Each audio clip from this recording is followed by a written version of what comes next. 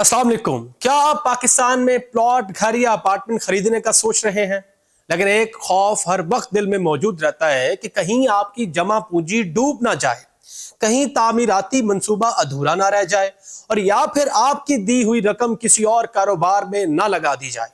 अगर आप ऐसा सोचते हैं तो आप अकेले नहीं हैं।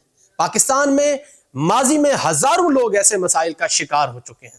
लोगों ने एक साथ अदा की, सालों इंतजार किया, लेकिन ना वक्त पर घर मिला और ना ही मंसूबे मुकम्मल हो सके। इसी सूरत हाल को देखते हुए हुकूमत पंजाब अब रियल एस्टेट के शोबे में एक बड़ा कदम उठाने जा रही है।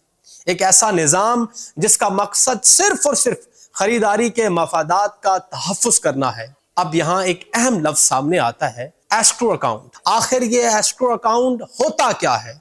सादा अल्फाज में समझे तो ये एक ऐसा महफूज बैंक खाता होता है जहां खरीदार की रकम आर्जी तौर पर महफूज रखी जाती है। ये रकम नामुकम्मल तौर पर खरीदार के पास रहती है और ना ही फौरन तामीराती कंपनी को दे दी जाती है, बल्कि एक तीसरे और गैर जानिबदार निजाम के तहत ये रकम महफूज रखी जाती है और फिर मरहलावार उसी वक्त जारी की जाती है जब मंसूबे पर आपको ये नजर आए कि वाकई कोई काम नजर आ रहा है और या खरीदार को उसकी जायदाद का कब्जा वापस दे दिया जाता है।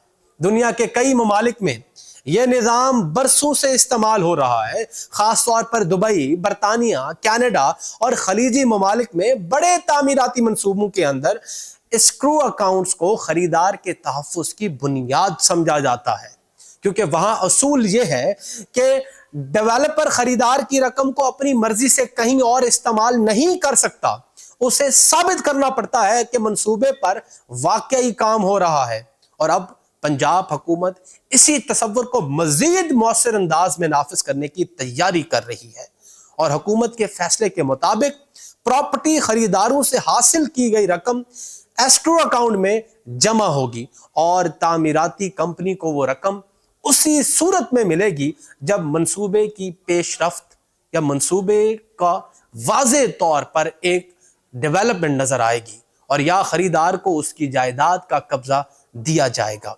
दिलचस्प बात यह है कि मौजूदा हुकूमत इससे पहले भी जायदाद के शोबे में इस्लाहात मुतारिफ करा चुकी है, जिनमें एस्क्रो अकाउंट के तस्वुर को शामिल किया गया था। इस पहले निजाम के तहत भी तामीराती कंपनियों को पाबंद किया गया था कि खरीदारों से हासिल की गई रकम एक मखसूस अकाउंट में रखी जाएगी और वो रकम सिर्फ उसी मंसूबे की तामीर पर खर्च होगी। यानी असूल यह था कि अगर किसी ने लाहौर के एक मंसूबे के लिए पैसा दिया है तो वो रकम किसी दूसरे शहर या किसी दूसरे कारोबार में मुंतकिल ना हो सकेगी, क्योंकि माजी में सबसे बड़ा मसला यही रहा है कि बाज़ तामीराती कंपनियां एक मंसूबे से रकम उठाकर दूसरे मंसूबों में लगा देती थी। नतीजा यह कि पुराने मंसूबे ताखीर का शिकार हो जाते थे और खरीदार परेशान होते गए। अब हुकूमत की कोशिश ये है कि जायदाद के शोबे में एतमाद बहाल किया जाए, लोग अपनी जिंदगी भर की जमा पूंजी खौफ के बगैर सरमायाकारी में लगा सकें। खास तौर पर बैरून मुल्क मुकीम पाकिस्तानियों के लिए यह निज़ाम बहुत अहम समझा जा रहा है, क्योंकि ओवरसीज पाकिस्तानी अक्सर पाकिस्तान में सरमायाकारी तो करना चाहते हैं, लेकिन यहां मौजूद ना होने की वजह से वो अपने मफादात का मुकम्मल तहफ्फुज़ नहीं कर पाते। इसलिए हुकूमत चाहती है कि एक ऐसा शफाफ और महफूज निजाम कायम किया जाए जहां हर लेन देन वाज़े हो, हर रकम का हिसाब मौजूद हो, हर खरीदार खुद को महफूज महसूस करे।